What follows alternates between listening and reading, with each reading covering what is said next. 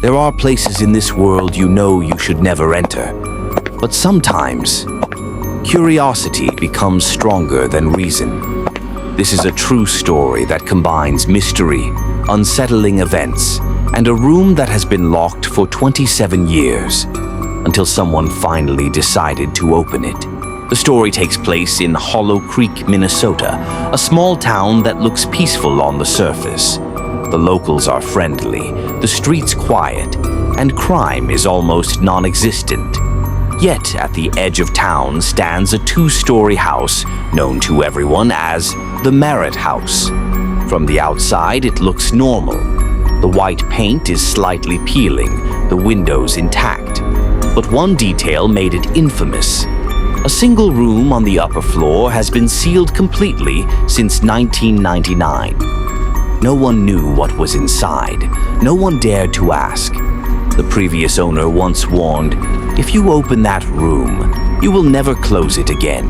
In 2024, the house was purchased by Evan Porter, a 32-year-old freelance photographer who had recently moved from Chicago. Evan didn't believe in superstition. He trusted facts, logic, and history.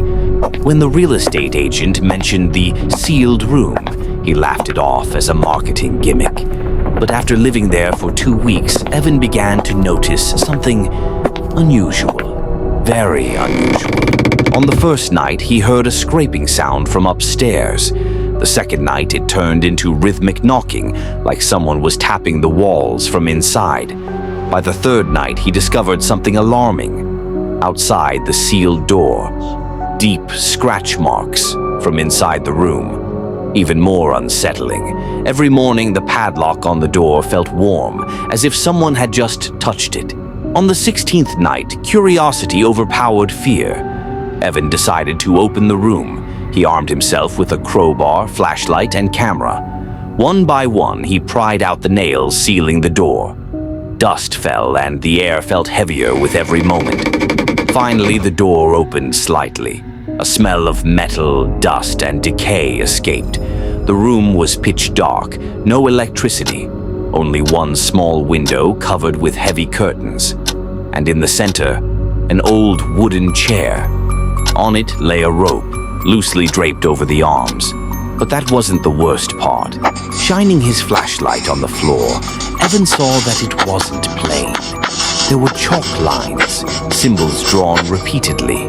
Dozens, maybe hundreds. On the right wall, a phrase carved into the wood sent chills down his spine. "Don't let it out."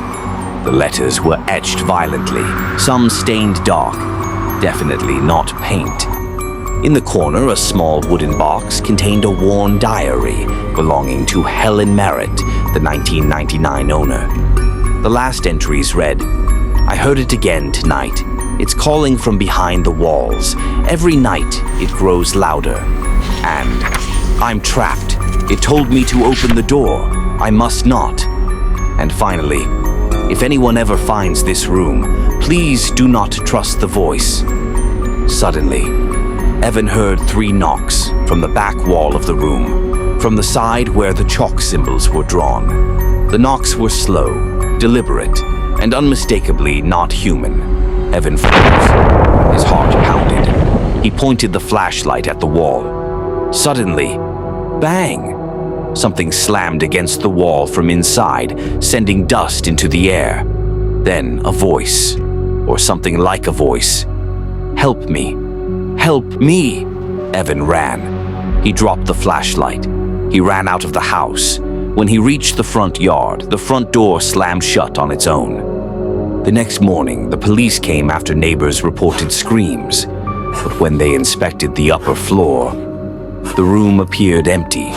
No chalk symbols, no chair with rope, no "don't let it out" carving. The diary was gone.